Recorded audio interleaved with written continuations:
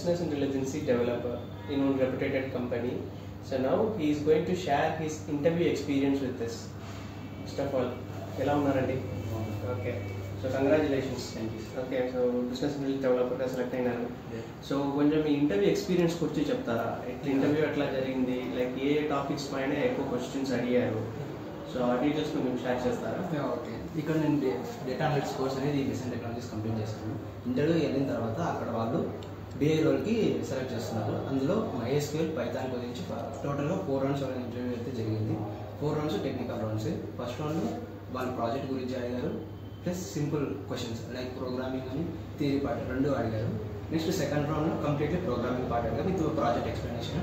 ఈ థర్డ్ రౌండ్లో same MySQL మీద అడిగారు. అంటే 2 రౌండ్స్లో పైథాన్ మీద అడిగారు, థర్డ్ రౌండ్లో MySQL మీద, ఫోర్త్ రౌండ్ జస్ట్ రిలేటెడ్ కొంచెం అడ్వాన్స్గా ఏఐ గురించి కానీ ఎంఐ గురించి మీకు ఏమైనా తెలిసింటే చెప్పండి, లేదంటే మీరు ఈ 3 రౌండ్స్ మీరు ఎలా కంప్లీట్ చేస్తారు, వాళ్ళు ఏ టైప్ ఆఫ్ క్వశ్చన్స్ అడిగారు చెప్పమని చెప్తారు. యా, వాళ్ళు ఎలా అంటే ఇప్పుడు పైథాన్ మీద ఒక కాన్సెప్ట్ తీసుకున్నాము, అందులో లిస్ట్ అనేది ఒక డేటా టైప్ తీసుకున్నాము. అందులో క్వశ్చన్స్ ఎలా అంటే వాళ్ళు ఈ టైప్ ఆఫ్ ఇన్పుట్ ఇచ్చి ఈ టైప్ ఆఫ్ అవుట్పుట్ ఇచ్చి దాని కోడ్ రాయమంటారు. అది సింపుల్గానే ఉంటుంది, but we need to think that కరెక్ట్గా రాయడానికి మనం ఎన్ని కోడ్స్ ఉన్నా రాయొచ్చు. బట్ నేనైతే వాళ్ళు అడిగిన దానికి నేను 7 కోడ్స్ అయితే రాశాను ఒక ప్రోగ్రామ్కి. అందులో 4 కరెక్ట్ అయినాయి, 3 రాంగ్ అయినాయి. ఆ 4 కరెక్ట్ బేస్ చేసుకుని తీసుకున్నాను. ఇప్పుడు మీరు యాక్చువల్గా మీరు కూడా బిఎస్సి బ్యాక్గ్రౌండ్ కదా, బిఎస్సి స్పెషలైజేషన్ వచ్చి computer science, statistics and mathematics. Okay. So 2023 pass. Okay. ఇప్పుడు మీరు ఇక్కడ ట్రైనింగ్ జాయిన్ అయిన తర్వాత మీరు ఎట్లా ప్రాక్టీస్ చేసినారు యాక్చువల్గా? ఇప్పుడు ఫ్రెషర్స్ జనరల్గా ఇప్పుడు మీరు యాక్చువల్గా ఎట్లా ఫ్రెషర్స్ వచ్చి ప్రాక్టీస్ చేయాలి అది కొంచెం చెప్పగలుగుతారా? మీరు ఎలా ప్రాక్టీస్ చేసినారు? ఓకే. సో మీకు యాక్చువల్గా కోర్స్ జాయిన్ అయ్యి 2 monthsనే జాబ్ వచ్చింది కదా, సో అట్లాంటప్పుడు మీరు ఎట్లా బిగినింగ్ నుంచి ప్రాక్టీస్ చేసినారు అనే డీటెయిల్స్ మీరు షేర్ చేయగలుగుతారా? నేను డిగ్రీలో అనేది నాకు బేసిక్ ప్రోగ్రామింగ్ నాలెడ్జ్ ఉంది, మరి అంత ఎక్కువ లేదు. ఇక్కడ జాయిన్ అయిన తర్వాత ప్రియాంక మేడం కానీ కీర్తన మేడం చాలా నీట్గా ఎక్స్ప్లెయిన్ చేశారు. వాళ్ళ క్లాస్ వినిన తర్వాత నేను ఎవ్రీథింగ్ అనేది నోట్ చేసుకున్నాను.